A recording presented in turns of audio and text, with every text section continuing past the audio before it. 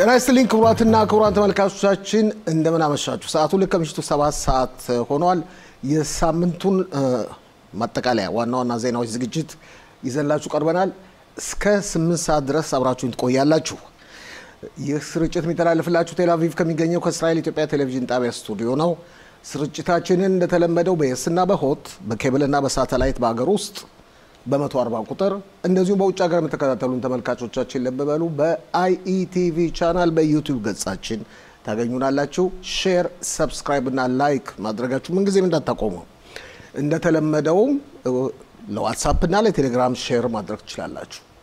ዋና አስተባባሪ በዛሬው ዝግጅታችን እንደተለመደው ቶመር ለገሰ ሲሆን ከፍተኛ ምስልና ድምጽ አቀናባሪያችን ደግሞ አየልኝ ሽፈራው ነው። ማስተናግዳችሁና አዘጋጅቼ ማቀርብላችሁ ፋሲል ለገሰ ነኝ። እንግዲህ አብራችሁኝ እስከ 8 ሰዓት ድረስ ትቆያላችሁ። የሳምንቱ ዋና ዜናዎች ባጭሩ በመጀመሪያ ጠቅላይ ሚኒስትር ቤንያሚን ኔታንያሁ በያዝነው ሳምንት ወደ ሃንጋሪ ቡዳፔስት በመጓዝ ጉብኝት አድርገዋል። የደመቀ አቀባበል ተደርጎላቸዋል። የክርስቲያን አባላት ወይም የህዝብ ተወካዮች ምክር ቤት አባሎቻችን ለረፍት ወጥተዋል። ፋሲካ አለ፣ ከዛ በኋላ የመታሰቢያ ቀን፣ ከዛ በኋላ የነጻነት ቀን። የጠቅላይ ሚኒስትሩ አማካሪዎች ሁለት የቀድሞ አማካሪዎች በቁጥጥር ስር መዋላቸውና መመርመራቸው እስራኤል ከፍተኛ ውይይትና ቁጣን ተፈጥሮበታል። አሜሪካ በሁቲ የመን ሁቲዎችን መቀጥቀጧን ቀጥላለች። ብዙዎች መሪዎቻቸውም እየተገደሉ ነው። እስራኤል በበኩሏ በሊባኖስ፣ በሶሪያ፣ በአዛ የምትፈጽመውን ጥቃት እንደቀጠለች ነው። በያዝነው ሳምንት ለየት ባለ ሁኔታ በአዛ ግዛቷን እያሰፋች ነው። በሶሪያ 2 የአየር ማረፊያዎችን ደብድባለች። ምክንያቱም ቱርኮች ለመግባት አይናቸውን ከፍተው ነበር። የአሜሪካው ፕሬዝዳንት አዲስ የታሪፍ ህግ ይፋ አድርገዋል። በዚህም ምክንያት በእስራኤል ላይ ከ117 እጅ ታሪፍ ጥለዋል። ግን እስራኤል ለማስቀነስ ከፍተኛ ጥረት እያደረገች ነው። ቢያንስ ከ110 እጅ። ፋሲካ በዓል የሚቀጥለው ሳምንት መጨረሻ ላይ ይከበራል። ስለዚህም አስፈላጊው ዝግጅት ከአሁን ጀምሮ እየተደረገ ነው። ክቡራትና ክቡራን ተመልካቾቻችን እነዚህ ናቸው እንግዲህ ሳምንቱ ባጭሩ ዋና ዜናዎቻችን። በሳምንቱ ወደ አስተላለፍናቸው ዝግጅቶች እንለፍ። በመጀመሪያ ዝግጅታችንን የምንከፍተው በአቶ ሽሎሞ ሞላ የቀድሞ ክኔሴት አባል እና ምክትል አፈ ጉባኤ የፖለቲካ ዜናዊ ተንታኛችን እንደዚሁም ዶክተር ጸጋ ፈንታሁን የሊኩድ ፓርቲ አባል በአሁኑ ክኔሴት ያለውን ተጨባጭ ሁኔታ በማስመልከት ባደረጉት ውይይት ላይ ነው በአጠር ባለ ሁኔታ እንድትመለከተው ፈልገው ጠቅላይ ሚኒስትር ቤንያሚን ኔታንያሁ ባለፈው ጊዜ ለመስጠት ያሰቡት ሹመት የሀገር ውስጥ የመረጃ ድርጅትን አዛዥ በማስመልከት አልተሳካላቸውም። ግን አሁን ደግሞ ምክትል የነበረው ማለት በስልጣን ያለውን ምክትል ተጠባባቂ አድርገው ሾመዋል። ምክንያቱም በቂ ጊዜ የለም እስከ ሚያዝያ 10 ቀን አዛዡ ከስልጣን እስከሚሰናበቱበት ጊዜ በማለት እንዴት ታየዋለህ ይሄንን? ያውለ በመጀመሪያ ደረጃ አሁን ባለነበት የፍርድ ቤቱ ጉዳይ እስከ መጨረሻው እስከሚታይ ድረስ ጠቅላይ ሚኒስትሩ መሾም አይችሉም። እሳቸው ተፈቀደላቸው እንዴት ነው ቃለ መጠይቅ ማድረግ ይችላሉ። ቃለ መጠይቅ አድርገው ማን እንደመረጡ ይፋ ማድረጋሉ። ግን ካቢኔው አመጣው የማጽደቅ ፈቃድ የላቸውም በፍርድ ቤቱ መሰረት። ያው ጠቅላይ ሚኒስትር ፍርድ ቤቱን ማዘዣ ካልጣቱ ድረስ ማለት ነው። ስለዚህ እስከዛ ድረስ ምን እንደሚሆን አናውቅም። አሁን ጠቅላይ ሚኒስትሩ ፍርድ ቤቱ እንግዲህ የሚቀመጠው ሚያዝያ 8 ቀን ነው የሚቀጥለው ሳምንት ነው። ስለዚህ ታግሰን መቆየት አለብን። ምክንያቱም ዛሬ የተሾመውን በጋዜጣ ላይ የተሾመው ተጠባባቂ እኮ ነው። ተጠባባቂ ነው ዛሬ እኔ ትላንትና የተሾመው ትላንትና ወደ ተሾመው የነበረውን በበነገታው ሰረዙት። ከዛ ደግሞ ትላንትና ማታ ሌላ ቱርጅማን የሚባል ሰውዬ ነበር። እሱን እሱ ሰውየውን መርጠዋን ተብሎ በጋዜጣ አሚት ሴጋል አወጣ። ሌሎች ጋዜጠኞች ጻፉ። ከተወሰነ ደቂቃ በኋላ ደግሞ ሰርዘው ሌላ ሶስተኛ መጡ። ስለዚህ እኔ በዚህ ላይ ሀሳብ መስጠት የሚችለው እንዴት ነው? መጀመሪያ ፍርድ ቤቱ ውሳኔ እስከሚወስን ድረስ ብዙ ውጣ ውረዶች ሊኖር ይችላሉ፣ ሊሰረዝ ይችላል። በዚህ ምርጫ ላይ እጃቸውን የሚያስገቡ ሰዎች የግል ሰዎች የማህበራዊ ጉዳይ ጋዜጠኞች ብዙ ነው ነገሩ ስለዚህ እንቆይና መጨረሻ ማንኛው እንደሚመረጥ ነው እስካሁን ድረስ ይህ ሰውዬ ተመርጧል በየኔ ማደንቅበትም ወይም መቃወምበትም መንገድ ያለ መስሎ አይታየኝም ዶክተር ጸጋ በርግጥ ፍርድ ቤቱ መጨረሻ ውሳኔ ባይሰጥም ፍርድ ቤቱ ዳኛዋ ምንድነው ያሉት ጠቅላይ ሚኒስትሩ እጩ ተወዳዳሪዎችን ቃለ መጠየቅ እንደሚባለው ኢንተርቪው መጠየቅ ይችላሉ ያ ማለት መጠየቅ ይችላሉ ከተባለ ምን ያክል አንገብጋቢ እንደሆነና ፍርድ ቤቱ የጠቅላይ ሚኒስትሩን የመንግስትን ውሳኔ ይቀበላሉ የሚል እምነት አለኝ ለምን ያልኩንዱ ከመጀመሪያው ያ ባይሆን ኖሮ መጠየቅም አይችልም ይሉ ነበር ውሳኔ አቅጣጫው አቶ ሽሎሞ ግን አይመስለው አቶ ሽሎሞ ነው ውሳኔ ላይ መድረስ የለባቸው ነው እኮ የሚለው ዶክተር ጸጋ አዎ ለዚህ ነው አቶ ሽሎሞ ያለውን እኔ ማልስማማበትና የኔ ግምቴ ደግሞ የኔ አመለካከቴ መሆን ያለበትኝ ምንድነው ብዬ ነው ማስበው እኔ ፍርድ ቤቱ ይሄንን ሁኔታ ጠቅላይ ሚኒስትሩ እጩ ተወዳዳሪዎችን ከወዲሁ መጠየቅ ይችላሉ ቃለ መጠይቅ አምጥተው ማነጋገር ይችላሉ ካለ ፍርድ ቤቱ የመጨረሻው ውጤት የሚሆነው ጠቅላይ ሚኒስትሩና መንግስት እንደሚሾመው ነው ሌላው ማጠራጥር ነገር አለ የመንግስቱን ሁኔታ ስንመለከት በተለይ የአገር ውስጥ መረጃ ድርጅቱን በተመለከተ የሚያጠያይቅ ጥያቄ አይደለም ቁልጭ ባለ መንገድ ህጉ በዝርዝር ያስቀመጠው መንግስት በጠቅላይ ሚኒስትሩ መሪነት መንግስት የአገር ውስጥ መረጃ ድርጅቱን የስልጣን ዘመናቸው ማቋረጥና መቀየር ይችላል ነው ስለዚህ ይሄ በተግባር ይውላል ፍርድ ቤቱን በዚህ ጉዳይ ይከራከራል የሚል እምነት የለኝም ለምን የለየለት ነው የሚያጠራጥር ነገር የለም ትንሽ ቀዳዳም የለምና የሆነል ብዬ ገምታለሁ በሌላ በኩል የጸጥታ ጉዳይ ስለሆነ ዝም ብሎ መስተዋል ይቻላል ይሄንን ያለ ምንም ቦታ ማስቀመጥ አይቻልም ሮኔን ባር ባሁኑ ሰዓት ምንም እሳቸው ባይለቁም ያበቃለት ያከተመ ነው ከጠቅላይ ሚኒስትሩ ጋር ከሚኒስትሮች ጋር ከካቢኔ ጋር ጭራሽ ግንኙነት የላቸውም በካቢኔው በኩል ሙሉ በሙሉ ድምጽ ተሰጥተው እሳቸው እንዲወጡ ተወስኗል ስለዚህ ዝም ብሎ ቦታው ማስቀመጥ አይቻልም ያለ ሮኔን ባር ያለ እሳቸው ሌላ ሰው እሳቸው የሚተካ የለም ባለማችን ላይ እንኳን እሳቸው ስንት ትልልቅ ሰዎች ከዚህ ዓለም ሲለዩ ከስልጣን ሲወርዱ ተኪ ያላቸው ስለዚህ ሮኔን ባር ተኪ እንዳላቸው ማወቅ አለባቸው እሳቸው አይደሉም ያገሪቱ መሪም ቢሆኑ ማንኛውም ሰው ያን የሚተካ ስላለ መለወጣቸው የማይቀር ነው መቀየራቸው የማይቀር ነው በእኛ በኩል እሳቸው ከስልጣን ተሰናብተዋል ኦኬ በዚህ ካንቺ ጋር ቆያለሁ ከዛ ወደ አቶ ሽሎሞ መለሳለሁ እንግዲህ የክኔሴት ረፍት ልትወጡ ነው የተለያዩ እንቅስቃሴዎችን አድርጋችኋል ባሁኑ ስራችሁ የፋሲካ በዓል እየተቃረበ ነው አንቺ ደግሞ ትልቅ ስብሰባ ለመሳተፍ በነገው ዕለት ይመስለኛል ወደ አዘርባይጃን ትጓዣለሽ እስቲ አጠር ባለ ሁኔታ ተብራሪልና ወደ አቶ ሽሎሞ አልፋለሁ ጥሩ እንግዲህ ክኔሴት 6 ወር ነበረ የዚህ የክረምቱ ወራት በጣም ውጥረት የሞላበት ብዙ ስራ የተሰራበት ነው ስንወጣ ለረፍት ስንወጣ በጀቱ ወጥቷል እንግዲህ በጀት ማለት መረጋጋት አለ በጀት ካለ መንግስት ይቀጥላል በ2026 ዓመተ ምህረት በቅዱ መሰረት ነው ምርጫ የሚካሄደው ከዛ በፊት ምርጫ አይካሄድም ሌላው ሁለተኛው ደግሞ ብዙ ህግጋቶችን ለምሳሌ መከላከያ ኃይሉ የጦር ኃይሎች ተማጆርሽም ተሰናብተዋል ማአማን የምንለው የመረጃ ክፍሉ ኃላፊንም ተሰናብተዋል ሮኔን ባርም ተሰናብተዋል እንግዲህ ተስፋ የማደርገው ደግሞ በቅርቡ የመንግስት የህግ አማካሪዋን እንቀይራቸዋለን በአጠቃላይ በጥሩ ውጤት ነው ይሄ መንግስት ስራውን የጨረሰ የረፍት ጊዜያችን አሁን ምን ጀምረው ዛሬ ድምጽ እንሰጣለን አንድ ድምጽ መስጠት አለ ከዛ በኋላ እንወጣለን ቢያንስ ወደ 3 ሳምንት ያክል አንተ እንደገለጽከው እኔ ነገ መሄደው ወደ ኡዝቤኪስታን ነው ኡዝቤኪስታን የምትባል ሀገር ሄዳለሁ የመሄድበት ዋናው ምክንያት በክኔሴት የእስራኤልን ፓርላማ በመወከል በዓለም አቀፍ ደረጃ የዓለም ሀገራት 195 ሀገራት የፓርላማ ተወካዮቻቸውን ይልካሉ ትልቅ ጉባኤ ይካሄዳል ውይይት የሚካሄደው በየ6 ወሩ ነው ባለፈው 6 ወር እስራኤልን ከማህበሩ ለማውጣት በጄኔቭ ውይይት ነበረ አሸንፈናቸዋል አልተሳካላቸውም አሁን አጠቃላይ ውይይት አለ እኔ የዚህ ኮሚቴ እስራኤልን የሚወክል አባልና ቋሚ አባል ስለሆንኩኝ እወጣለሁ ነገ በጧት ነው የምንወጣው እንግዲህ 6 ቀናት ያክል ዛነን ስራው ከባድ ነው ብዙዎቹ አሰፍስፈው የሚጠብቋሉ እኛንን ከማህበሩ ለማውጣት ሌላው ደግሞ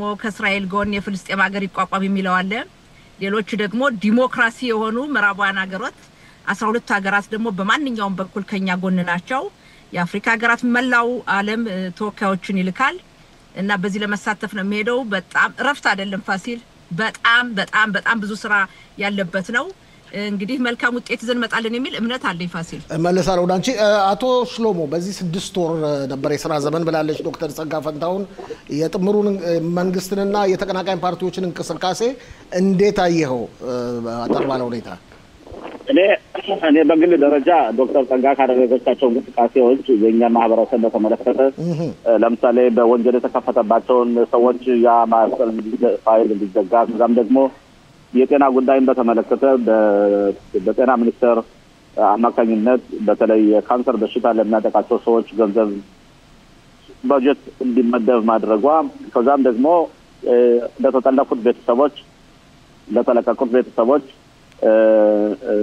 የገንዘብ ድጎማ እንዲደረግላቸው በሷ በግሏ ባደረገቻቸው ስራዎች በጣም አደንቃታለሁ፣ መመስገንም አለባት። ሆኖም ግን መንግስትን በተመለከተ ግን ዶክተር ጸጋ ያለችውን ሮኔን ባረን አባረነዋን፣ ኢታማዦር ሹሙን አባረነዋን፣ የአቃቤ ሕጓን እናባራታለን። ስለዚህ የመንግስት ጥሩ ስራው ነው ብሎ ማቅረቡን እኔ በጭራሽ አልቀበለውም። መንግስት ጥሩ ካልሰሩ ከስራ ቢሰናበቱ ምን ችግር አለ? አቶ ሽሎሞ ዋይ አይደለም። ያውለ በመጀመሪያ ደረጃ ኢታማዦር ሹሙ ሌሎችን ራሳቸውን የለቀቁ የመንግስት አላስለቀቃቸውም። መልቀቅ ካለባቸው መንግስቱም ራሱ መልቀቅ አለበት፣ ወደ ምርጫ መሄድ አለበት። ምክንያቱም በ7 ቀን 10ኛ ወር የወደቀው ውድቀት የባለሙያዎች ሳይሆን የፖሊሲ ሜከሮች ወይም ውሳኔ ወሳኞች እነሱ ሁሉም ኃላፊነት አለባቸው። ሚኒስትሮች ሁሉ፣ ጠቅላይ ሚኒስትሩ እነሱ ሁላቸው መልቀቅ አለባቸው እና እውነቱን እንናገር ከተባለ ማለት ነው። ስለዚህ ሌላው ግን አሁን ይሄ መንግስት ያጸደቀው ህግ ለምሳሌ ኡልትራ ኦርቶዶክስ በጣም አክራሪ የሃይማኖት አክራሪዎች ውትድርና የሄዱም እስካሁን ድረስ ገና አልጸደቀም እኮ ገና እኮ አልጸደቀም። አቶ ሽሎሞ አይደለም ውትድርና እንዲሄዱ እየተደረገ ሳይሆን ገንዘብ እነሱ ውትድርና እንዳይሄዱ ባጀቱን እንዲያጸድቁ ገንዘብ ይሰጣቸዋል። ይሄ ራሱ ጉቦ ማለት ነው፣ ሙስና ነው። ግን ያው በህግ የጸደቀ ስለሆነ አስቸጋሪ ነው። ስለዚህ ሚሩም የሚያደርጉ ሰዎች ተጠባባቂ ወታደሮች ዛሬ እህት ወንድሞች ያጎት ልጆች አሉን 150 ቀን 130 ቀን 140 ቀን እያደረጉ አሁን ደግሞ ባዛ ላይ በሚደረገው ዘመቻ እንደገና እየተመረሱ ደግሞ እየተጠሩ ኑ ደግሞ አገልግሎት ስጡ እየተባለ ነው። ስለዚህ ምንም አይነት ፕሮፖርሽናል አይደለም። የተጠለፉት ሰዎች እየመጡ አይደለም። ሐማስ እስካሁን ድረስ አልጠፋም እና በእውነት ይሄ መንግስት እያደረገ ያለውን ተድራጎትና ያመጣውን ውጤት ይህን ውጤት አመጣዋል ብሎ ለመገምገም በጣም አስቸጋሪ ነው። አንድ ጥያቄ ልጠይቅና ከዛ ወደ ጸጋ አልፋለሁ ላስተያየት። በእስራኤል ውስጥ እርግጥ የፖለቲካ ልዩነት አለ፣ ግራም ቀኝም። ግራዎች ምንም እንኳን ጥሩ ነገርም ተሰራ አልተሰራም አንደኛ ተቀናቃኝ ስለሆኑ መብታቸው ነው ተቀናቃኝ መሆንና መቃወም። ግን አሁን ብዙዎች እንደሚሉት ከሆነ በአለም ዙሪያ እንደሚባለው ከሆነ ጠቅላይ ሚኒስትር ቢንያሚን ኔታንያሁ መካከለኛውን ምስራቅ ለውጠውታል። ሂዝቦላ ተንበርክቋል። አሳድ ከሶሪያ ኮብልሎ ወጥቷል። አዛም ያው ወደ መንበርከክ ደረጃ ላይ ናቸው። በርግጥ ከ200 በላይ 200 አካባቢ የሚደርሱ ታጋሾችን አስለቀዋል። ይሄንንስ እንዴት ታየዋለህ? ያውለ በ7 ቀን 10ኛ ወር ካጋጠመን ውድቀት የተነሳ እስራኤል ዜጎቿን ለማዳን መከላከል ሲገባት የተወሰኑ ቀናቶች ጭራሽ እስራኤል ህዝቡ ነው እንጂ የመንግስት ተቋማት ጭራሽ አልነበሩ ማለት ይችላል። ግን ጥሩነቱ ምን መሰለ?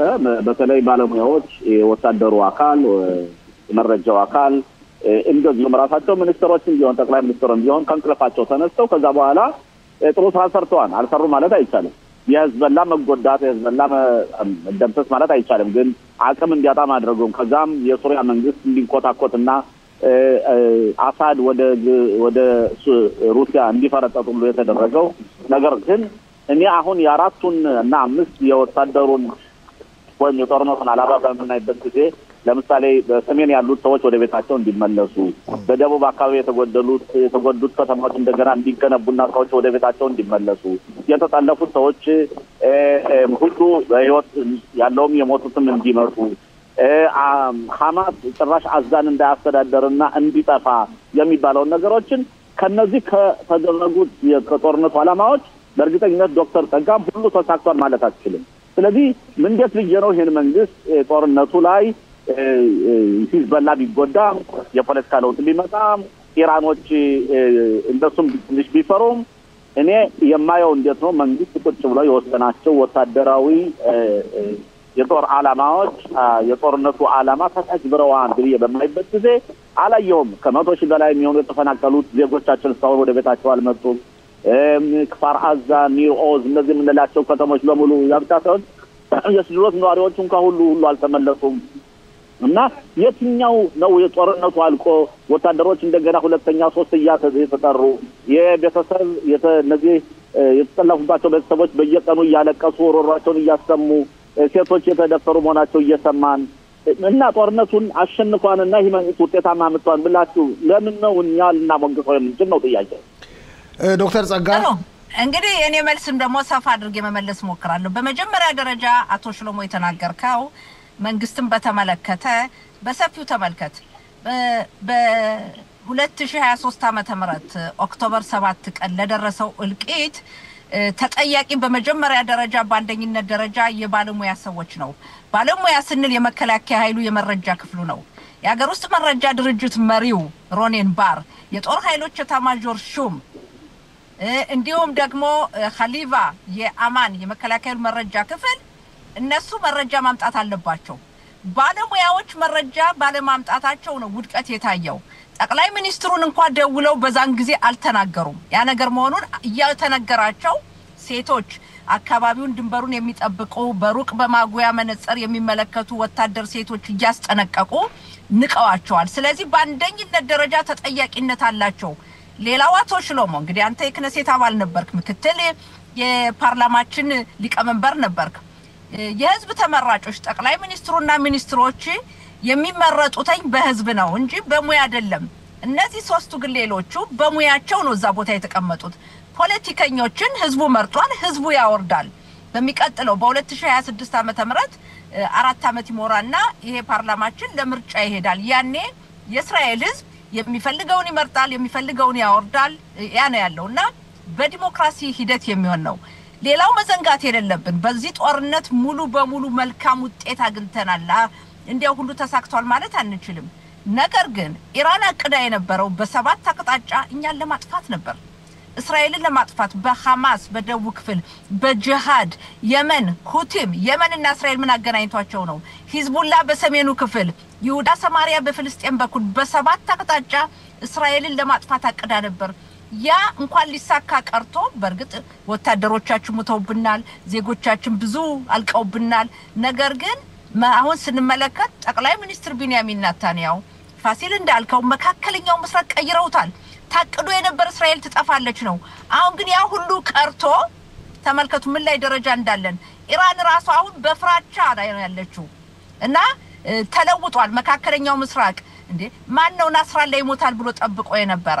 ማነው ኻኒያ ይሞታል ብሎ የነበረ? ማነው የሐማስ መሪዎች ይሞታል ብሎ ያስበው የነበረ? ይሄ ሁሉ ባነሱት እስራኤል መልካም ውጤት አይሳይታለች።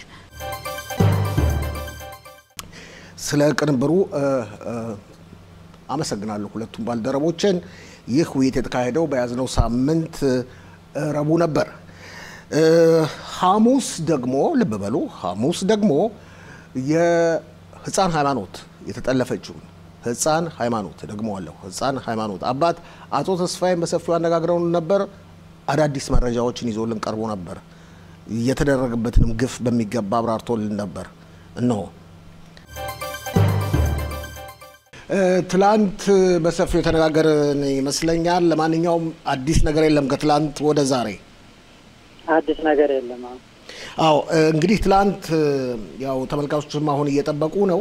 ትላንት ወደ መጨረሻው አካባቢ ውይይት ባደረግንበት ጊዜ አንድ የሰነዘርከው ሀሳብ ነበር። የደረሰባችሁን እንክልት የሚሰነዘርባችሁን ውሸት ጠቆም ልታደርገን ሞክረ ነበር። እስቲ አሁን ለተመልካቾቻችን ግልጽ ብታደርግላቸው። እሺ አቶ ፋሲል፣ ያው ቅድሚያ በሰላማዊ ሰልፉ የተገኙ ወገኖች ያገዙን በሙሉ በጣም አመሰግናለሁ። እግዚአብሔር ይስጥልኝ። በየቤታቸው የሚያሰቡን የጸለዩልን እንደዚሁም የራምባን ሰራተኞች በስራ ቦታቸው የሃይሚን ቲሸርት ለብሰው በሰላማዊ ራምባም ሃይፋ የሚገኝ ሆስፒታል ነው። አዎ ሃይፋ ራምባን ሆስፒታል ሰራተኞች በጣም እናመሰግናለን። ሁሉንም ህብረተሰብ ያው ሊረዳህ የሚፈልግ ሰው በጣም እጅግ በጣም ብዙ አለ 100% ማለት ይቻላል።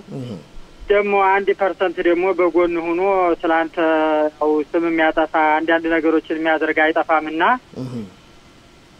ይሄ ትናንት ያልኩት ነገር ሰሞኑን ህብረተሰቡን ያምታታ ያደናገረ ስለሚገኝ ለህብረተሰቡ ግልጽ ለማድረግ ነው አቶ ፋሲል የፈለኩት። ይሄው ግልጽ አድርገው እስቲ። እሱ ምንድነው እርሶና ለጽዮን የሚገኝ አንድ ራብ ሃይማኖት በጠፋች በወር ከ15 ቀን አካባቢ ላይ የሆነች አንዲት ሀበሻ አስደውሎ የኛ ኢትዮጵያዊ የሆነች ማለት ነው እኔን ያገዘኝ ራብ አለ እና ልጅ ጠፍቶብኝ ኢትዮጵያ ይዤው ቆይ ለተመልካቾቻችን ግልጽ ለማድረግ ራብ በይሁዳውያን እንደ ቄስ ማለት ነው። ኦኬ በውጭ ሀገር ብዙ ተመልካቾች ስላሉ ነው። ይቅርታ ቀጥል ስላቋረጥኩ። አዎ እና ኢትዮጵያ ሄጄ ለቲውል ኢትዮጵያ ሄደን ልጅ ድንገት ጠፍቶብኝ ለ2 አመት ያክል እሱ ጋር መጥቼ ልጅን መለሰልኝ አለችኝ። እርግጠኛ ነሽ ወይ ስላት አዎ እኔ እናንተን ላግዝ ፈልጌ ነው አለች። እሺ ብለን ሙኒት ይዘን ሄርን። ታክሲ ይዛችሁ ሄዳችሁ? አዎ ታክሲ ይዘን ሄደን እንግዲህ ያውልህ እናንተ ካላችሁበት በጣም ሩቅ ነው። እናንተ ያላችሁት በሰሜን ነው። ሩቅ ነው በጣም። እናንተ ያላችሁት በሰሜን ነው። ይሄ ሬሾ ለጽዮን ከተማ ያለው በማዕከላዊ እስራኤል ነው። እሺ አዎ 1 ሰዓት ተኩል በግምት እንደዚህ ይወስዳል። እሺ እዚያ ቦታ ላይ ሄርን። ሰውየው ጋር ቀረብን። ባለቤቴ ጋር ነው አብረን ሄርነው። ያው የሆነ ነገር ወረቀት ምናምን ጽፎ ሰጠን። በ2 ሳምንቷ ቤቷ ትመለሳለች ሰው ነው ይዟት ያለው አለን። እኛም በጣም ደስ ብሎን ወደ ቤታችን ተመለስን። ምንም ነገር የለም። አሁን አመት ካለፈ በኋላ ደግሞ ድጋሜ በሌላ የኛ ኢትዮጵያዊ የሆነች እንደዚሁ ይፈልጋችኋል በጣም ሰውየው ማገዝ ይፈልጋል እና ባካችሁ እኔም ላግዛችሁ ላስተርጉምላችሁ ቋንቋው ስለሚከብዳችሁ አለችንና እንደዚሁ ምን ያረጋልሻል አልናት። እንደዚህ ተጨባጭ የሆነ ነገር ብሎና አርጎልኛል አለች። ሄርን በዚያን ቀን አጋጣሚ እንደውም አንተ ደውለህልኝ ነበር እነሱ ተወጣ ለካኛ በቅንነት ሊያግዘን መስሎን ሴራ ነው አዘጋጅቶልን የነበረው። በርግጥ እኛ የተደበቀ ሚስጥር የለንም እግዚአብሔር ይመስገን። ሁሉ ነገር ግልጽ ነው። እኔና ባለቤቴ በግልጽ ነው ከኢትዮጵያ እስከዚህ ድረስ የምንኖረው። እኔን የብቻ አስገባኝ። ለካ ድብቅ ካሜራ አስቀምጧል ከውስጥ በኩል እኛ ሳናውቅ ወይ አልነገረንም። ከገባን በኋላ እንደዚህ ነው በኢትዮጵያ የተጣላችሁት አለ ወይ በዚህ የተጣላችሁት አለ ወይ ንገሩኝ አለ። የሆነ መጀመሪያ መጽሐፍ ግለጡልኝ አለ። የሆነ መጽሐፍ ገለጥኩለት አየ ምናምን ምንም ነገርኛ የተጣላነው ሰው የለም። በኢትዮጵያም ሆነ በዚህም ሆነ የተጣላነው ሰው የለም ብለን ባልንበት ጊዜ የሆነች ትንሽ ነገር የምትታየኛለች በኢትዮጵያ ሰው ጋር ተጣልተሃል አለኝ። እኔ ኧረ እኔ የለኝም በፍጹም አልኩኝ። እስቲ አስባለኝ ቆም ብዬ ሳስብ እንግዲህ ትልቋ ልጅ አሁን የ19 አመት ልጅ ናት። እሷ የ1 አመት ልጅ በነበረችበት ሰዓት ላይ የሆኑ ሰዎች የተጣላሁት ነበር እንደው ከታየው ሁሉ ነገር ግልጽ አድርገኝ እንዲነግር ልጅቱ እንድትገኛለኝ። ይህንን ሲለኝ የዛሬ 18 አመት የተጣላኋቸው ሰዎች ነበሩ ግን ታርቀን ብዙ አመት አብረን አሳልፈናል። ከዚያ ውጭ እኔ የማውቀው ነገር የለኝም አልኩት። እና ሰዎቹ በጊዜው ምን ያደርጉ ነበር አለ። በጊዜው በርግጥ ሲያዩኝ አይወዱኝም ነበር። ያው ክርክር ነበረና እሱም ተስተካክሎ ዝምድና ፈጥረን የገንዘብ ጉዳይ ነበረ። በፍርድ ቤት ለኔ ተፈረደልኝ። ከዚያ በኋላ ገንዘቡን ከፍለው ታርቀው እንዲያውም የወንድማቸውን ቦታ ሁሉ ሽጠውልኝ ዝምድና ለማትረፍ አስቀይመናል በዚያ ብለው ቤት ሰርተንበት ብዙ አመት ኖረንበት በፍቅር ቤተሰብ ሆነን ኖረናል አልኩት። ይህችን ነገር ከአንድ የቴሌቪዥን ጣቢያ ጋር በመነጋገር ሰሞኑን ፍርሱም አድርጎ አባትየው በኢትዮጵያ የተጣላው ሰው ስላለ ምናልባት ችግሩ ሊሆን ይችላል ይሄ ሊሆን ይችላል የሃይማኖት መጥፋት ምክንያት ብሎ በትልቁ ያንሸራሸረው ይገኛል ማለት ነው። ይሄ ቴሌቪዥን ጣቢያ ደግሞ አቶ ፋሲል የሚገርመው ነገር ከዚህ በፊት መጥቶኛን ምን ብሎ ጠይቆናል? ስለ ሃይማኖት ሴሬት ወይም ፊልም ልስራ እና እናንተም በዚህ አጋጣሚ ገንዘብ ታገኛላችሁ፣ ህይወታችሁን ትቀይሩበታላችሁ ብሎ ይጠይቀናል። እንደዚህ ብሎ እና ፊልም ይሰራና ህይወታችሁን በልጃችሁ መጥፋት ተጠቀሙ ማለት ነው። አዎ ይሄንን ሲለንኛ ደግሞ እኛ ገንዘብ አይደለም አሁን ችግራችን። እግዚአብሔር ይመስገን ቤትም ገዝተናል። ለእስራኤል ሀገር ስራ ሞልቷል። ሰርተን መኖር እንችላለን። እስከዛሬም ኖረናል። እኛ የምንፈልገው የልጃችን መገኘት ብቻ ነው። የሃይማኖት ታሪክ ተጀመረ እንጂ አልተጠናቀቀም። እሷ ከተገኘች በኋላ እግዚአብሔር ሲፈቅድ ከዚያ በኋላ ፊልሙን ሰርተን ማንኛውንም ነገር ማድረግ እንችላለን። ከዚያ በፊት አናደርግም አልነው። በተለያዩ ሰዎች ሞከረ ይሄን ነገር እንድናደርግ እምቢ አልነው። ህፃናቶችንም ድምጻቸውን ብቻ አሰሙኝ ይሻለ። በዚህ ጭራሽ ህፃኖችም አይጸለሙም፣ እኛም በዚህ ጉዳይ ላይ አንሳተፍበትም ብለን መልስ ስለሰጠን ነው። ይሄን ነገር እንደቂም ይዞ እኛን ስም ለማጥላት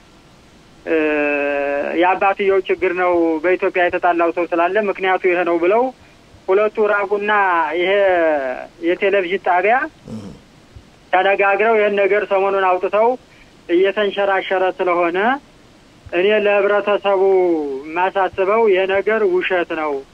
ሰውየውም በራጉም ቢሆን በሁለት ሳምንት ትመጣለች ብሎ አልመጣ በላ በሁለተኛው ምክንያት ሲያጣ በህብረተሰቡ ዘንድ ተቀባይነት እንዲያጣ ቢዝነስ ስለሆነ ያንን ለማስፋፋት ሁለቱም ይህንን ነገር ስላደረጉት ህዝቡ ግልጽ እንዲሆንለት በእኛ በኩል ምንም ነገር የምናውቀው ነገር የለም። ልጃችን ጠፍታን እየተሰቃየን ነው የምንገኘውና ህብረተሰቡ ማፋለጉን በፌስቡኩም በቲክቶኩም እንዲያፋልገን እንዲቀጥል ከጎናችን እንዲቆይ ይሄ የተላለፈ ማስረጃ የውሸት መሆኑን እንዲረዳልን ለማለት ነው። አቶ ፋሲል ዛሬ ገበያ አልኩበት። በነገራችን ላይ የቴሌቪዥኑን ጣቢያም ሆነ አቶ ተስፋዬ ራቡንም ለማነጋገር ሞክራችሁ ነበር? ይሄንን ከውሸት እንደናንተ አመለካከት ይሄን ከውሸት የራቀ? አዎ ልጃችን ደውላ እኛ ጋር አብረን አውርተናቸዋል።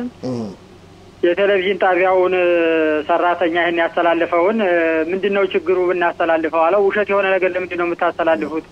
ካለበለዚያ እኛ በህግ ነው የምንጠይቀው ስንለው ወዲያው ሰርዘዋለሁ በቃ ችግር የለም የሚል መልስ ነው የሰጠን።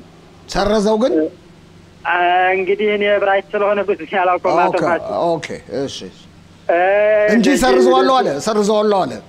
አዎ ሰርዘዋለሁ ብሎ ኦኬ ራቡ ጋር ደግሞ ደወልን። ያው ራቡ ቀጥታ ያነሳም በሰው ሚስቱ ናት የምታነሳው። እሷ ጋር ልጅ ደወለችለት። ለምንድነው ይሄ ማስረጃ የውሸት ማስረጃ ያወጣችሁት በምትልበት ሰዓት ፖሊስ ይሄንን ብሎኝ ነው አለች። ጥሩ ፖሊስም አካላችሁ ፖሊስ ጋር ግንኙነት ስላለን ፖሊስን ጠይቃለን ስንላት ቆየችና እንደገና አራራ ይቅርታ ተሳስቼ ነው የቴሌቪዥን ጣቢያዎች ናቸው ይሄን ስራ እንደዚህ አድርገው የሰሩት የሚል ነገር ተናገረች። እንግዲህ አንዱ ወንጀል ጀመረ ማለት ነው አቶ ተስፋዬ። ደግመን እንደገና ስንደውልላት አትመልስም እና ያቺ አበሻዋም ጋር ደወልንላት። ኦኬ ምን አለች አበሻዋ? በጣም አለቀሰች። እኔ በቅን ልቦና ላግዛችሁ ብዬ እንዲህ አይነት ነገር ውስጥ የምትገቡ አልመሰለኝም፣ በጣም ይቅርታ ምናምን ብላ የአንድ አመት ልጅ ይዛ ነው ሄደችው እኛን ለማገዝ ብላ ታቀፋ። እሷ የምታውቀው ነገር የላትም። ታዲያ ረድቶኛል አላለችም? በእውነት ረድቷታል እንዴ እሷን? ታዲያ እንግዲህ እኔ ውስጡን ለቄስ ነው እንግዲህ ውስጡን ለቄስ እውነት እና ውስጡን ለቄስ እግዚአብሔር ነው ሰው ልብ መርምሮ የሚያውቀው። እሷ ያለችኝ ነው የምነግርህ አቶ ፋሲል። ገባኝ እሷ ያለችው ነው። ውስጡን እንግዲህ ወይ ልኳትም ሊሆን ይችላል፣ ቅንብር ሊሆን ይችላል፣ አናውቀውም። እግዚአብሔር ብቻ ነው የሚያውቀው። ገባኝ እንጂ ይቅርታም የለም ምንም ነገር የለም በሱ በኩል በራቡም በኩል የለም። እስካሁንም አላወረደውም። ልጅቷ ግን ይቅርታ ብላ በጣም አልቅሳ ነው ይቅርታ የጠየቀችን እቺ ኢትዮጵያዊት የኛ የሆነችው። ከቴሌቪዥኑ እንደገና መልሰው ሊያነጋግሯችሁ ሞክረው ነበር? አልሞከሩም። ይህ ነገር የሆነው መቼ ነው?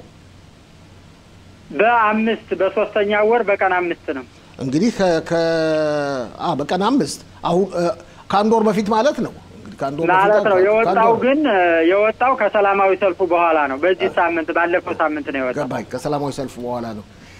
አዲስ ነገር አለን ብለው ነው ያወጡት። የህዝቡን ስነ ልቦና ያው ተከታይና ቢዝነስ ለማፍራት ብዙ ተከታታይ ያለው ነው። ሃይማኖትን የማያስብ የለም፣ ሃይማኖትን የማይወድ የለም። ተመልሳ ከእናትና አባቷ ጋር እንድትገናኙ የማይፈልግ የለም። በሁሉ ልብ ውስጥ ነው ሃይማኖት የገባችው።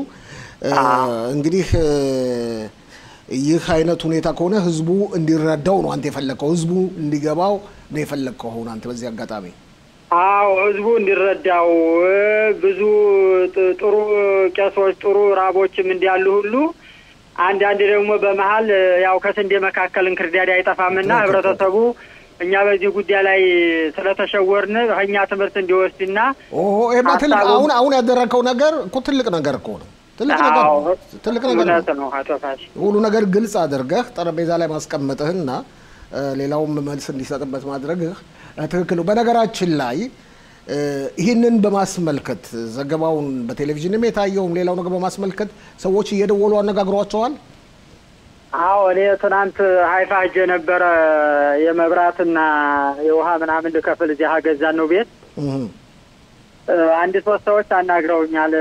አንተ እንዴት ነው አንተ ላይ ችግር አለ እየተባለ ነው ምንድነው ያለው ነገር እስኪ ብለው ሶስት ሰዎች እዚያ ታና መርካዚቱ አካባቢ አናግረውኛል።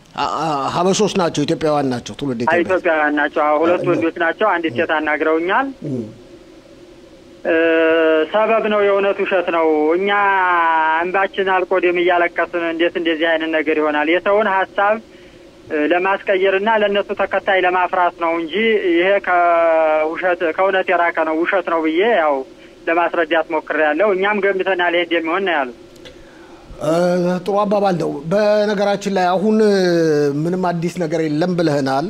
የዚህ የሶፍኑት እናንተ ያላችሁበት ቦታ አስተዳዳሪ ዋናው መጣው አነጋግረውን ነበር ብለሃል። ምን አሏችሁ? ምን ተስፋ ሰጧችሁ? ምንም አዲስ ነገር የለም አቶ ፋሲል። እነሱ ያው እንፈልጋለን ፍለጋው እንዲቀጥል እናደርጋለን ምናምን ካልሆነ በስተቀር ተጨባጭ ይሄ ነው የሚባል ነገር የለም። ምንም ነገር የለም። እሺ፣ በዚህ አጋጣሚ አሁን ሁሉ ጊዜ እንደምታደርገው ለተመልካቾች በእውነት ለብሶታችሁን ለሚከታተሉት ሁሉ በነገራችን ላይ ይሄን ጉዳይ በማስመልከት እኛም በሰፊው ስለምንከታተል የሚቀጥለው ሳምንት መጀመሪያ ላይ እናነጋግራለን አስቀድመን ያለውን ተጨባጭ ሁኔታም ከተከታተልን በኋላ እንጠቁማለን። ተመልካቾቻችን በዚህ አጋጣሚ እንዲጠብቁን ነው የምንጠይቀው። ምክንያቱም ይህ ጉዳይ አሳሳቢ ጉዳይ ስለሆነ እየተከታተልን ወደፊት ከአቶ ተስፋዬ ጋር ይዘንላችሁ እንቀርባለን። ለህብረተሰቡ የምታስተላልፈው መልእክት በዚህ አጋጣሚ? አቶ ፋሲል በቅድሚያ እናንተ ያው ሀሳባችንን በቋንቋችን እንድንገልጽና ህብረተሰቡ እንዲሰማን ስለተባበራችሁን ያለ አንድ ሳንቲም እጅግ በጣም እናመሰግናለን። እንግዲህ ሁሉም የቴሌቪዥን ጣቢያ መኮንን አይቻልም እንደናንተ አይነትም ጥሩ ስላለ ማለት ነው። ከዚህ በመቀጠል ያው ለህብረተሰቡ የማስተላልፈው መልእክት ህብረተሰቡ የእስራኤል ህዝብ እግዚአብሔር ይመስገን በጣም ቅዱስ ህዝብ ነው። ከፍለጋው ጀምሮ በገንዘብም ስንጠይቅ በሰላማዊ ሰልፉም ሀሳብ በመስጠትም በጸሎቱም በሁሉም ነገር ከጎናችን አልተለየም። እንግዲህ እኛም ልጃችን ጠፍታ ከባድ ጊዜያትን እያሳለፍን ነው። ሁሉም ሰው ልጃችን ተጠልፋ ማለት ነው። ልጃችን አልጠፋችም፣ ተጠልፋ ነው፣ በሰው እጅ ነው ያለችው። ህብረተሰቡ የተለያየ ቴክኖሎጂ ገብቶ እንድትፈለግልን በቲክቶኩም በፌስቡኩም በማንኛውም ነገር ሃይማኖትን እንዲያስተላልፍ እንዲያትረሳ እንግዲህ በቅርቡም ሌሎች ፕሮግራሞችም ስለሚኖሩን እነሱ እናስተላልፋለንና ልጅ ጠፍቶ መቀመጥ አቶ ፋሲል ህይወታችን ሁሉ ምስቅልቅል ብሏል። በጣም ከባድ ጊዜ ነው እያሳለፍን ያለንና ህዝቡ ተረድቶታል። ሁሉም እንደ ልጁ አይቶ ሀይሚ እስከምትገኝ ድረስ ይህን የተለያዩ ውሸት ነገሮችን ይዞ እዚህ በፊት ኢትዮጵያ ወስዷታል ተብዬ ነበር። ሄደው ፖሊስ መርምሮ መጥቶ ምንም ውጤት አላገኘም። የተለያዩ ምክንያት ፈልገው ሲያጡ የሚሰጡት ምክንያት ይኖራልና ይህን ምክንያት ወደ ጎን በመተው ልጃችንን ሃይማኖትን እንደ ልጃቸው አይተው ከጎናችን ነው በማንኛውም ነገር እንዲተባበሩ እንዲያፋልጉን ስል በእግዚአብሔር ስም ጠይቃለሁ። አመሰግናለሁ። አቶ ተስፋዬ በጣም አመሰግናለሁ። አሁንም ስለ ቅንብሩ በተለይም የከፍተኛ ምስልና ድምጽ አቀናባሪያችንን አየልኝ ሽፈራው እንደገና ወደ ኋላ መለስ ብለን በያዝነው ሳምንት ማክሰኞ እንደተለመደው ኮሎኔል መኮንን ተስፋን የወታደራዊ ዜና ተንታኛችንን በአሁኑ ወቅት ያለውን የጦርነቱን ተጨባጭ ሁኔታ አንድ በአንድ እንዲዘረዝርልን በሚገባ ጋብዘነው ነበር። እነሆ በሊባኖስ እንጀምር። በቤይሩት ለብዙ ጊዜ ያህል በቤይሩት ድብደባ ሳናደርግ ቆይተናል። ባለፈው ሳምንት መጨረሻ የጦር መሳሪያ ማከማቻቸው ተደምስሶ ነበር አንድ ህንጻ። ትላንት ሌሊት ደግሞ ባልታሰበ ሁኔታ የሽብር ፈጠራ ድርጊት ያቀነባበረ ተብሎ አንድ የሂዝቦላ ከፍተኛ ባለስልጣን ተገሏል። ትክክል። ትላንት ማታ አንድ የሂዝቦላ የቴሮሪስት ቡድን ሐሰን አሊ መሐመድ የሚባል ከሐማስ ጋር ከኢራን ተልእኮ እየተቀበለ ከሐማስ ውጭ ካሉት ሐማሶችና በቱርክም ሆነ በአረባት ሀገሮች ካሉት ሐማሳት ውጭ ከሚኖሩት እንዲሁም ይሁዳ ሰማሪያ በሚገኙ የሐማስ ቡድኖች ልዩ በሆነ መንገድ በዚህ በዓል እስራኤላውያንን ለመጉዳት መረጃና ማስረጃ ስለተገኘበት ዛሬ እነሆ ትላንትና ማታ እሱና 3 ባልደረቦቹ በአንድ መኪና ሲሄዱ በቤይሩት በዳኺያ ላይ ተገለዋል። ይህም የሆነው መረጃና ማስረጃ የተገኘው አንደኛ በደህንነቱ ክፍል በሲቪሉ ደህንነት ወይም ሻባክ በሚባለው በተለይ ይሁዳ ሰማሪያ በኩል በጀኒንና በቱርካረም ባሉ የሐማስ ቡድኖች ምርመራ መሰረት የት እንደተቀበሉ ገንዘቡን ማን ነው እንደሚያደራጃቸው የት ነው የሚኖረው ከተጠራ በኋላ ውጭ የሚኖረው የመከላከያ የደህንነት ክፍልና ሌሎች የሞሳድ አካላት ይህ የሚኖርበት ቦታ ስለታወቀ መረጃና ማስረጃ ስለተገኘ የት እንደሚንቀሳቀስ በስንት ሰዓት እንደሚንቀሳቀስ ስለታወቀ የሰው ዛሬ ወደማይመለሰው ተሸኝቷል ማለት ይችላል። ይሄም ለእስራኤል ትልቅ ጉዳይ ነው። ምክንያቱም በአሁኑ ሰዓት እንደምታውቀው በዓላት እየመጡ ነው። የኛ ሰዎች ውጭ ሄደው የሚሸራሸሩበት ጊዜና ብዙ ለረፍት የሚወጡ ወገኖቻችን ጉዳት ሊደርስባቸው ይችላል በተለያዩ ሀገራት በተለይ በአውሮፓ ሀገራት። ስለዚህ ይህ ቅድመ ገደላ አንደኛ ለወደፊት የሐማስ ቡድኖች የሚያደርጉትን ሊያስታግተው ይችላል። ሁለተኛ ግን እንዴት ነው ፈንጁ ከመፈንዳቱ በፊት ከወገኖቻችን ላይ ቅድመ ፍንዳታ አድርገንበታል ማለት ነው። ይህ ሁኔታ የሚያሳየው እስራኤል ትታገስ የቆየችበት ሁኔታ በቤይሩት አካባቢ እንደገና ድብደባ የመመለሱ ሁኔታ ነው።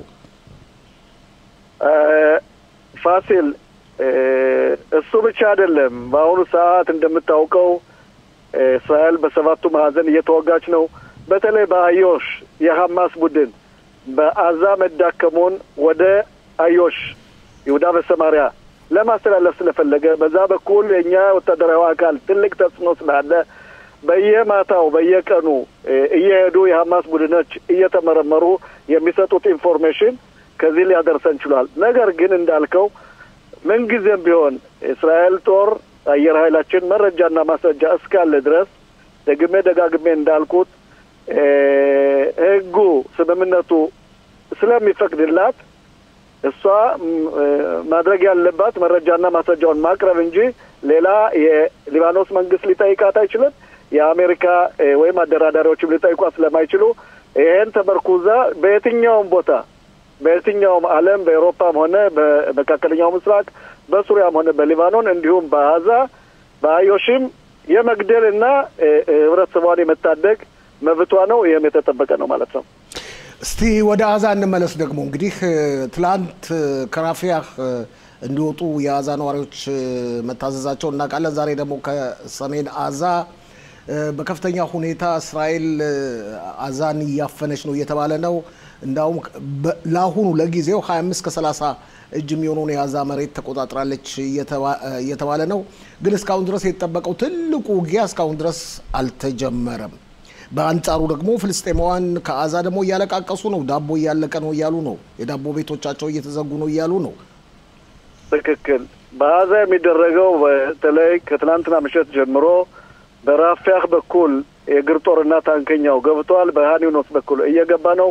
ለዛም ነው ትላንትና የራፊያህ ህዝብና የኻን ዩኒስ ህዝብ መከላከያ ቃል አቀባይ በአረበኛ ታግዞ እንዲለቁ የተደረገው። ዛሬ ይህን ቦታ እየለቀቁ ነው።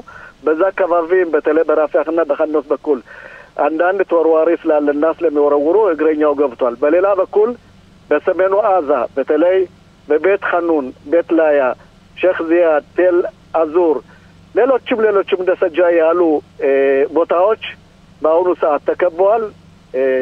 መከላከያ ቃል አቀባይ በአርበኛ ቦታውን ለቃችሁ ውጡ የሚል አባባል አስተላልፈዋል።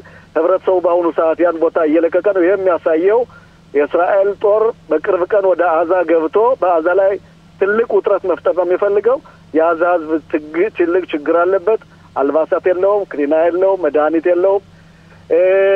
ሐማስም ያከማቸውን ከመጋዘን ያከማቸውን ምግብ መሸጥ አይችልም።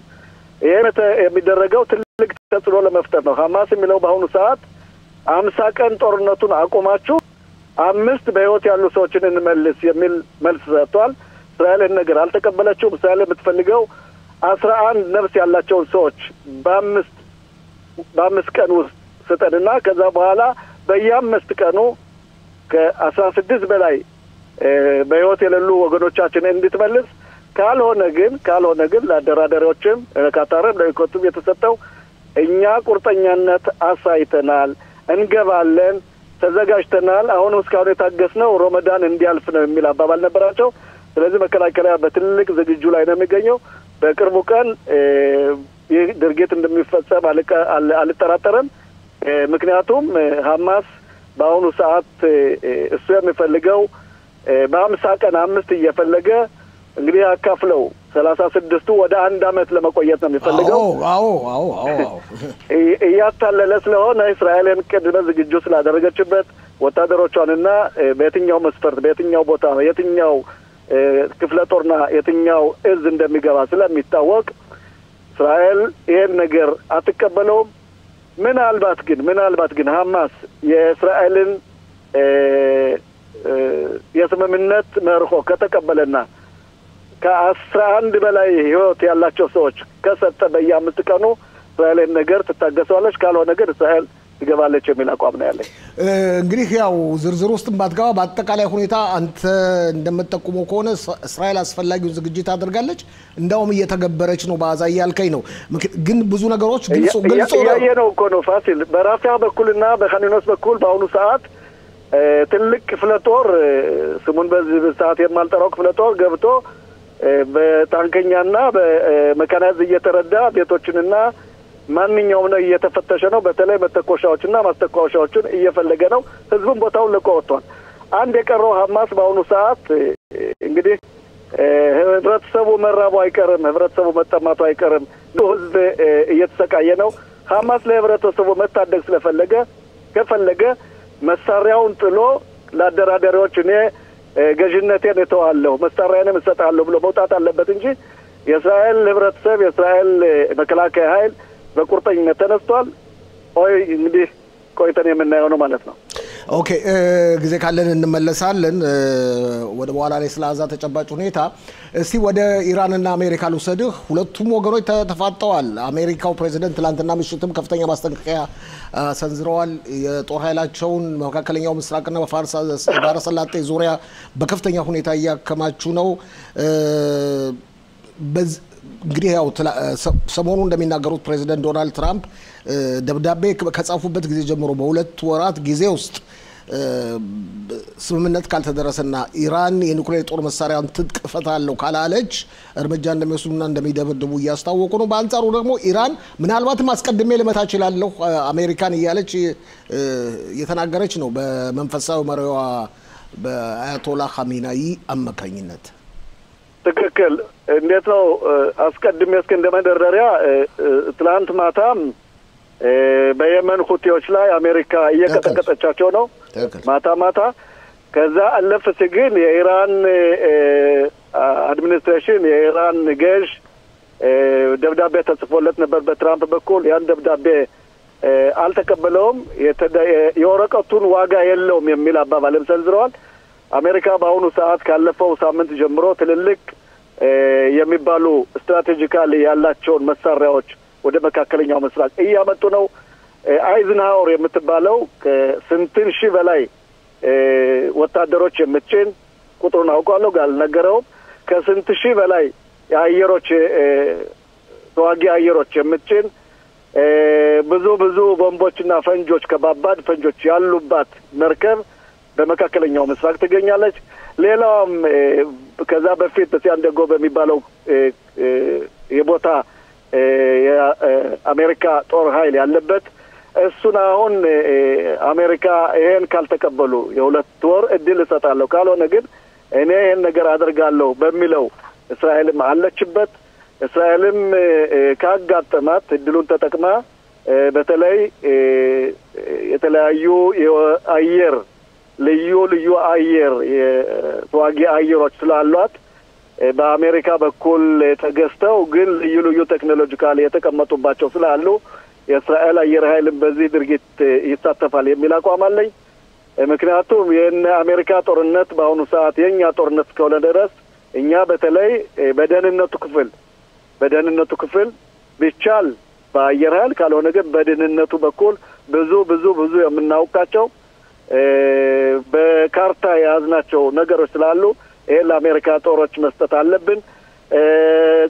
እንግዲህ እንደመስለኝ ከሆነ ጠቅለል ባለ ሁኔታ ሀሚናይ የቀረው አንድ ነው ወይ ይሄን ስምምነት መቀበል ካልተቀበለ ግን ጀሃነም ያሉት የአሜሪካው መንግስት ትራምፕ ጀሃነም ኢራን ላይ እንደሚፈጠር አልጠራጠርም።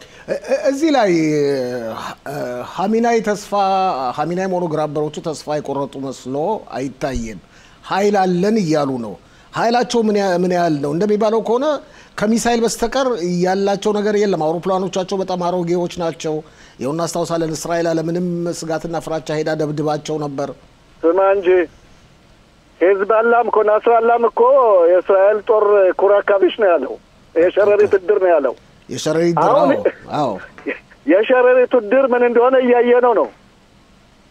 እንግዲህ እነዚህ አረብ መንግስታት ምን ጊዜም ቢሆን አቅማቸውን ያልመጠኑ ጉልበታቸውን የማያውቁ በዛታ ህብረተሰቡን የነሱ ህብረተሰብ እያሰሩ ስለሚኖሩ ከአሜሪካ ጋር እቋቋማለሁ ማለት ዘበት ነው። አሜሪካ አያላን ሀገር ናት።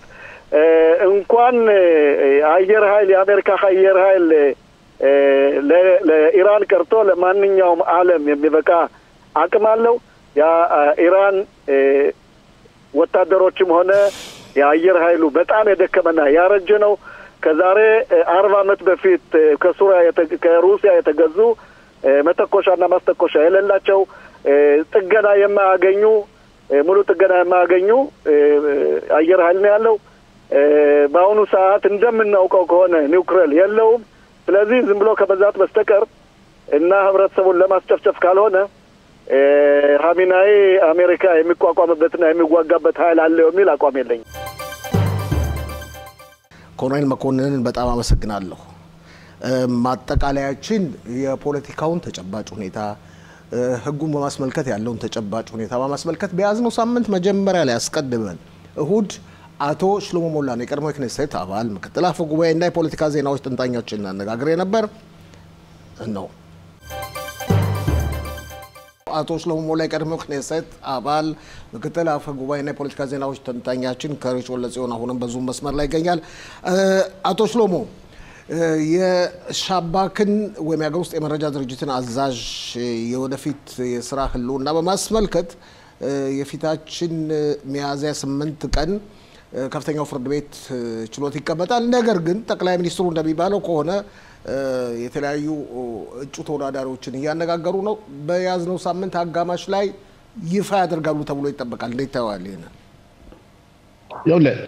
ህግና ስርዓቱ በሚፈቅድላቸው መሰረት ጠቅላይ ሚኒስትሩ ውይይታቸውን ከቀጠሉና ፍርድ ቤቱ ባዘዘው መሰረት እስከሰሩ ድረስ ምንም ችግር የለም። ፍርድ ቤቱ እንግዲህ ባለፈው ጊዜ ወሰነው እጩ ተወዳዳሪዎችን ቃለ መጠይቅ ማድረግ ይችላሉ የሚል ውሳኔ ላይ ደረሰው። እሳቸው ግን እንደሚባለው ከሆነ ሮብ ወይም ሐሙስ ያስታውቃሉ ተብሎ ነው የሚገመተው። እሳቸው ቃለ መጠይቅ የሚያደርጉ እጩኞቹን ማወዳደር አለባቸው፣ ማነጋገር አለባቸው ከተባለ እሳቸውም ማንኛው ለወደፊቱ የድርጅቱ ዋና ስራ አስኪያጅ ወይም ደግሞ ተጠሪ መሆን አለበት ብሎ የመናገር መብት አላቸው። ያ ማለት አውቶማቲካሊ ፍርድ ቤቱ የጠቅላይ ሚኒስትሩን አቋም ተቀበለው ማለት አይደለም። እንዴት ነው ቢባል ለምሳሌ ራሳቸው ሮኔን ባር የተናገሩት ነገር ነበር። እሳቸው እኔ በ5ኛው ወር ስራዬን እጨርሳለሁ፣ ስራዬን ቦታዬን እለቃለሁ። እሳቸው ቀነ ቀጠሮ እንዴት መወሰን ይችላሉ? እሳቸው ታዛዥ ናቸው። የጠቅላይ ሚኒስትሩና የካቢኔው ታዛዥ ናቸው። ያውልህ ምን አለ መሰለህ ሮኔን ባር አሁን ባለበት ሰዓት ጠቅላይ ሚኒስትሩ ቢንያሚን ኔታንያሁና ካቢኔታቸው እንዲያባሩት ከስራ የፈለጉት ምክንያት አላቸው። ምክንያታቸው በተለይ የደህንነቱ ተቋምና ፖሊስ የሚመረምረው በጠቅላይ ሚኒስትሩ ቢሮ አካባቢ ያሉትን ሰራተኞችና ከካታር ጋር ያላቸውን ግንኙነት ጥርጣሬ ነው። ተጠርጣሪነት ከስልጣን ቢለቁ ሌሎች አመረመሩም እንደ ምርመራ ጠቅላይ ሚኒስትሩ ወይም ካቢኔው ጣልቃ መግባት ይችላል እንደ ሻባክ በሚያደርገው እንቅስቃሴ ያውልህ አንድ ተቋም ምርመራ በሚያደርግበት ጊዜ ተመርማሪው ክፍል ያን የተቋም መሪ የሚመርጥ ከሆነ ችግር አለ ማለት ነው። በብራይስ የሚባለና አፊሉ ለማሪት አይን ለማለት ነው። ለእይታ እንኳ አስቸጋሪ ነው። ስለዚህ አሁን ለምሳሌ ሞሼ ኒስቦም እንደተናገረው ከሆነ ባለፈው ሳምንት በካታር ጉዳይ የእሳቸው ረዳቶቻቸው የሚመረመሩት በዚህ ምክንያቱም ጠቅላይ ሚኒስትር ቢንያሚን ኔታንያሁ እንዲያውም በማስጠንቀቂያ ሁሉ ሊመረመሩ ይችላሉ የሚል መረጃዎች አሉ። ያ ከሆነ ነገሩ ለምሳሌ ፍርድ ቤቱ ሊል የሚችለው እኔ በነገራችን ላይ እንደማስበው ከሆነ ባለፈው ሰውየውን እንዳይባረር ያደርጋሉ የሚል አቋም አስቤ ነበር፣ ግን ትክክል አይደለም። አሁን እንደሚሰጡት እንደሚረጀው ምክረ ፍርድ ቤቱ ሊያደርግ የሚችለው ኦኬ እንደዚህ አይነት ጥርጣሬ ካለ መንግስት ይህን ሰውዬ የማባረር መብት አለው። ሰውየው እኔም ራሴ መለቃለሁ ብሎ ስላስታወቀ ጠቅላይ ሚኒስትር አዲስ ሌላ ሰው እንዲሾም ወደ ካቢኔ የማቅረብ መብት አላቸው። ሆኖም ግን በጠቅላይ ሚኒስትር ቢሮ ላይ የሚደረገው ምርምር መቀጠል አለበት። የሚቀጥለው ተመራጭ ሰውዬ ፋይሉን ሳያረጋግጥ እንዳይዘጋ ሰውየው ቃል እንዲገባ ሁሉ ይደረጋል። እንደዚህ አይነት ነገሮች ምናልባት ይቻላል። ምን ችግር አለ ታዲያ? ሊሆን ይችላል። ስለዚህ አሁን ምን መሰለ ይህ ተቋም የሚመራው ሻባክ ማለት የደህንነቱ ተቋም በጣም ትልቅ ተቋም ነው። አንድ ነገር ግን ተቋም ነው፣ ትልቅ ተቋም ነው፣ ኃይለኛ ተቋም ነው። ካለም ላይ አሉ ከሚባሉት አንዱ ነው። ያ ብቻ አይደለም። ምን አለ መሰለ ጠቅላይ ሚኒስትሩንና የጠቅላይ ሚኒስትሩን ቤተሰቦችና ሚኒስትሮችን የሚጠብቃቸው ይህ ተቋም ነው። ስለ ደህንነታቸው፣ ስለ ግል ደህንነታቸው ማለት ነው።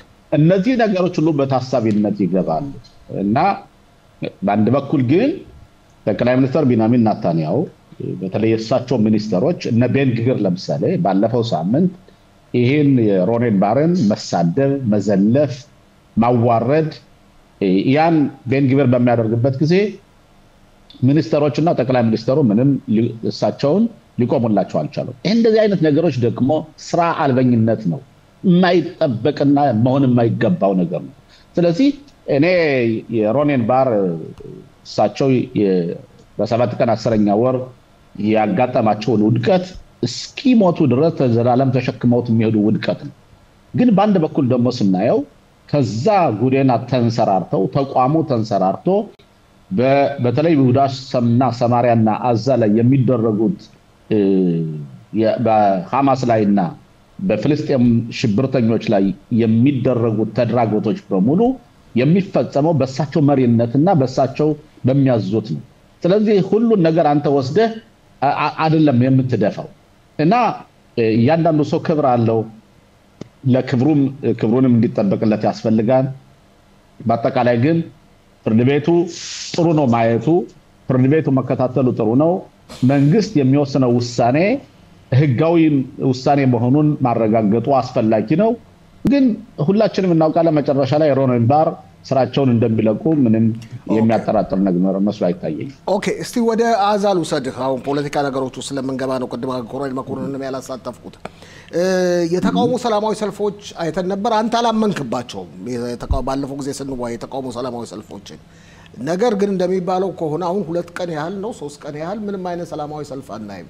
እንደሚባለው ከሆነ ሐማስ ተቃውሞ የወጡትን ሁሉ ገሏቸዋል ነው የሚባለው።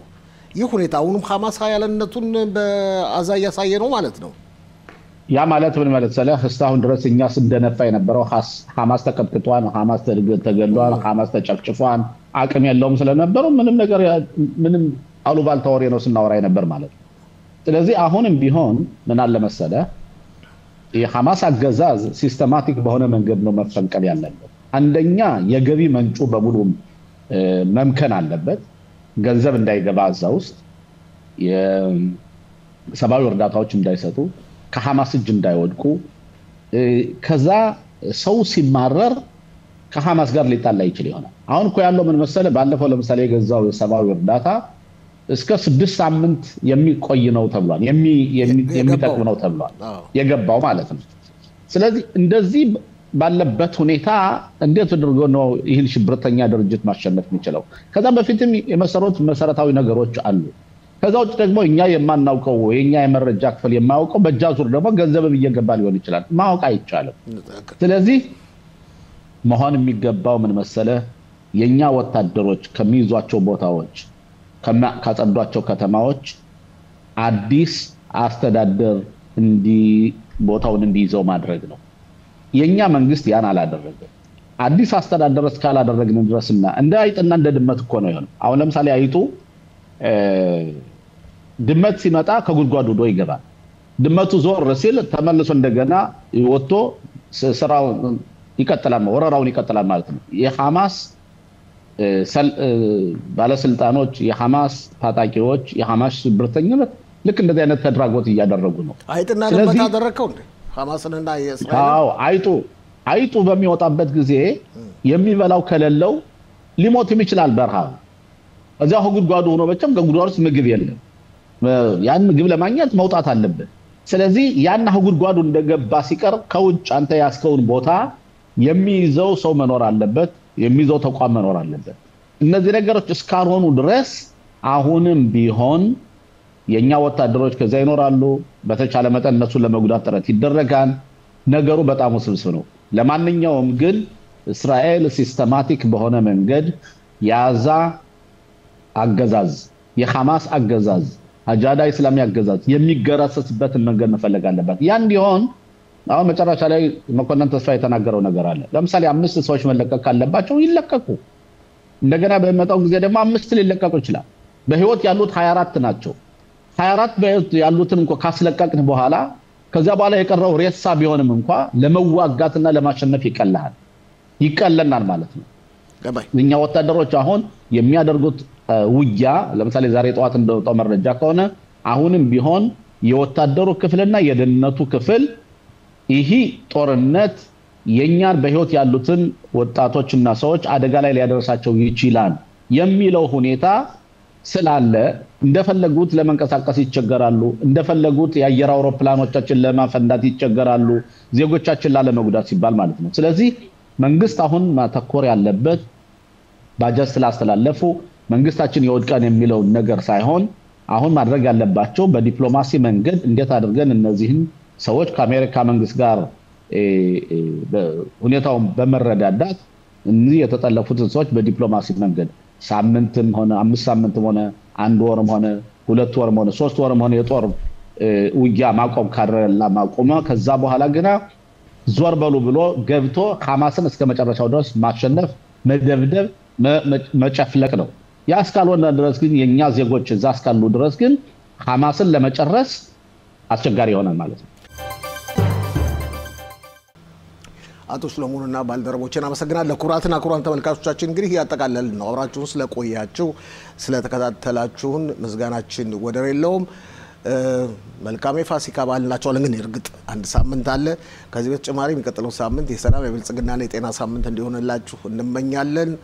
ወታደሮቻችን ውጊያቸውን ፈጽሞ በሰላም እንዲመለሱ ምንጊዜ ምኞታችን ነው። ከዚህ በተጨማሪም በማለት ያለብን ታጋቾቻችን 59 ታጋቾች በአዛ በአሁኑ ወቅት ይገኛሉ። እነሱም እንደዚሁ ወደ ቤተሰባቸው ወደ እስራኤል ህዝብ እንዲመለሱ ምኞታችን ከፍ ያለ ነው። ዋና አስተባባሪ ቶመር ለገሰ፣ ከፍተኛ ምስልና ድምጽ አቀናባሪያችን ደግሞ አየልኝ ሽፈራው ሲሆን አዘጋጅ ያቀርብኩላችሁ እና ያስተናገድኳችሁ ፋሲል ለገሰ ነኝ። እንግዲህ ተመልሰን የምንገናኘው ነገ ቀትር በኋላ በመደበኛ ዝግጅታችን በ2 ሰዓት ይሆናል። ከቀትር በኋላ መልካም ሌሊት፣ መልካም ምሽት።